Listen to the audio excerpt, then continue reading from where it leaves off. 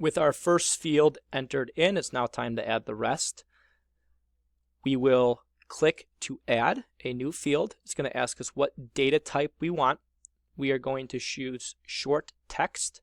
Then we can type in the field name, which is going to be shipper name. And up in the field size, we can actually click below that first, and then we can change the field size here to 50. We'll add one more together. Click to add. Again, this is going to be short text. The field size of, or the field name for this will be shipper contact. We will also click below it and change the field size of that to 50. Now we are going to modify the name and caption of this, and we're going to have the caption, or what appears on our screen, just be the word contact. Okay, so we're going to add in the rest of these. I would like you to take a second to pause the video on this screen. We have entered the first 3 fields in here. You're going to add shipper phone, email, address, locations, and billing notes. Please pay attention to the data type. Notice that the last one is long text, and then each of the next fields has a caption associated with it. So just go ahead, pause the video, and enter in the rest. Okay, once you're done, I would just like you to quickly go through, verify phone should be 12, email should be 50 on the field size, address and locations are 255, which is the default.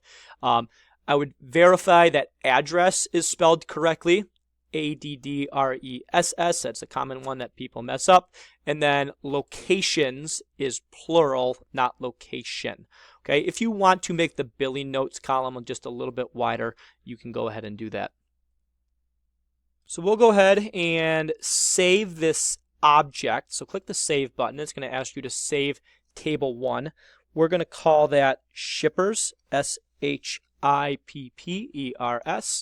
Click OK, and you'll see the name change in your navigation pane. Now, I typically won't design a table this way. I actually like to design the table in the other view. Now, we can change the view of this table, the structure of it, 2 ways. I could change it down here by going to Design View, or up on the top left here, we can go from Datasheet View into Design View, and you will verify all of the field names, data types, and down here is where you'll see the field size and the caption for each of those items. We can change the view back because we're going to put in data. And what I've done to make your job just a little bit easier so we're not typing everything in and we avoid some spelling and grammar issues is we're just going to copy and paste this data into our table. Now, if we were actually working with this, we could type it in, but for the sake of time and for Sam's sake, we're going to copy and paste it. So if you head into Schoology, find the Microsoft Access folder, go to Access Chapter 1, you're going to see the shippers table here. You can go ahead and download that. And if I were you, I would split screen my Access window with my Excel file. Okay, and we can just kind of copy and paste each of the pieces of information. I'm just going to Control-C, Control-V. Phone numbers, email address, locations, all that other stuff. So go ahead, pause the video, and get all of that information in there for your table.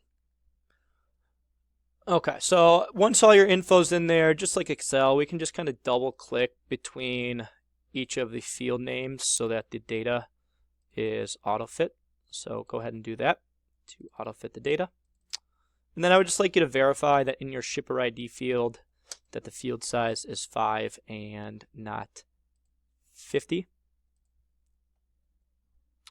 All right, and that is it for creating our shippers table. You can just go ahead and click that Save button up above and move on to the next video.